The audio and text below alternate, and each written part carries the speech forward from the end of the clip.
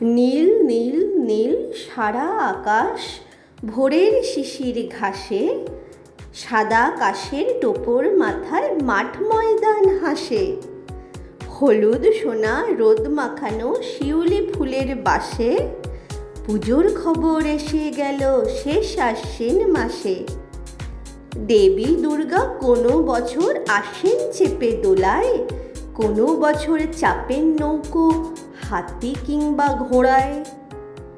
জানতে তো হয় এবার দেবী কোন বাহনে আসে, দাদু ওল্টান পাঁজির পাতা, দিদুন থাকে পাশে।